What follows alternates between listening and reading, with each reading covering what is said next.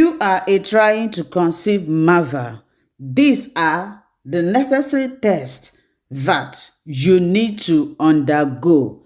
It is very, very important for you to go for this test. It will go a long way in helping you getting pregnant fast, because during the course of this test, if your gynecologist, your healthcare provider, or your fertility doctor finds anything wrong, they will easily fix it.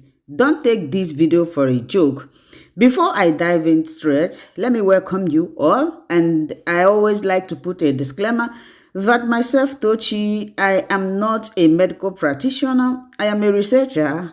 I study a lot about fertility because my aim is to help women that are trying to conceive by giving them general information, enlightening, educating, informing them things that they need to do. So if you need help, prescription, recommendation, I will advise you to contact your gynecologist, your healthcare provider, or your fertility doctor. These are the people that have right for prescription. I am only here to teach and to give you general information that you can find elsewhere. So the number one first for you to go as a woman trying to conceive is one, blood test to check hormone level and ovarian reserve. That is the number of potential eggs remaining in a woman's ovary. This is very, very important because a lot of women trying to conceive might be experiencing hormonal disorder or low ovarian reserve, and they do not know. This can make them to be depressed. This can cause a lot of things. So if you are trying to conceive for a very long time and it's not happening, please kindly speak with your gynecologist so that he will prefer a test for you. Most of the times, most women that undergoes IVF, when they get there, after treatment, they conceive naturally because they have hormonal disorder that they do not know about. This is why I am bringing this to your information, to your notice, so that you will be aware of it. The second test is pelvic examination. It is very, very important for any woman trying to conceive, especially those of us coming from Africa. If it is in the Western world, all these things, the doctors know them already. You don't need to remind them. And it's very, very important for you to undergo pelvic examination to check your pelvic if there is anything that needs to be addressed. The third one is coming from your husband. Your husband should undergo semen analysis. For your husband to get you pregnant, his sperm count must be okay, the motility must be okay, and the morphology must be okay. So if anything is lacking in these things that I mentioned, it's also going to affect you. A lot of women trying to conceive, they go for test alone. They carry it as their only load. They believe that the problem is coming from them. No, men have their own form of infertility. So if you are trying to conceive as you are undergoing this test, make sure that your partner participates on his own side, especially I'm speaking from experience where I come from, Africa, Nigeria. Most of the time when a woman is not getting pregnant, they tell me that the problem is coming for the woman. No. So your husband needs to check himself. Also, the sperm count, motility, morphology, that is the shape, the head, the tail. So the next one is thyroid hormone.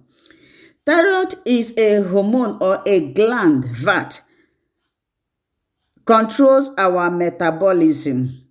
When you have hyper or hypothyroidism, it's likely that you might not be releasing egg, in other words, ovulation. Now, another test is prolactin or prolactinemia. It's a male hormone that produces breast milk when a woman is pregnant. So if it is high, it's also going to affect your egg releasing. Another one is progesterone. Well, when you go for hormonal profile, they are going to check all these things. I think I don't need to, start explaining them one after the other. And as well, you can go for HIV and hepatitis test. It's very, very important. It doesn't mean that if you have HIV, you cannot become pregnant. No, many people are having this. They are giving birth to normal children. They are living their day-to-day activities. The essence of being aware of it is for you to take the medications that is necessary so that your fetus cannot contact it. The next one is infection. It is very, very important. If you are following me, you will hear me say in almost all my videos that untreated infection can lead to tubal blockage.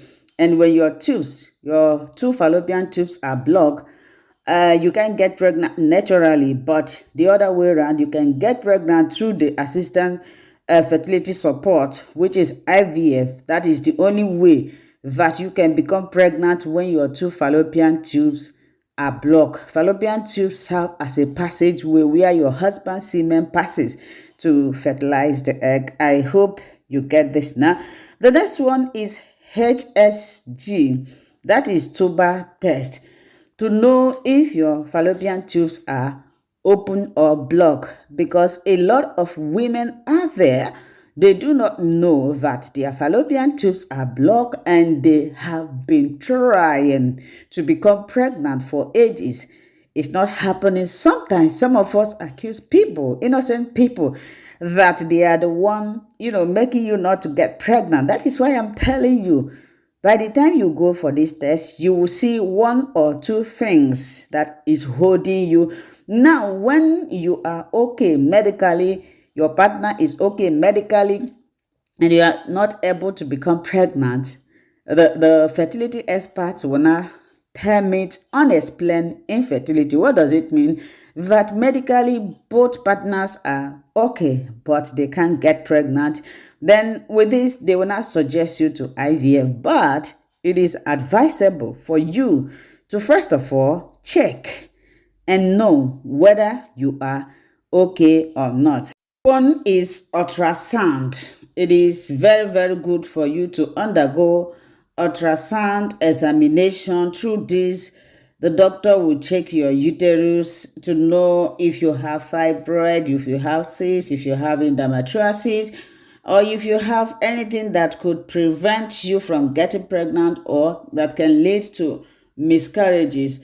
I just thought of sharing this idea because a lot of women out there, they do not know this. Some of them wake up one morning and say they want to get pregnant, but they don't know that they need to first of all speak to a gynecologist, go for some tests, especially women above 35 and 40 years. You need to, check yourself, because hormonal disorder always start at the age of 35. So I believe and I hope you find this video, this information useful.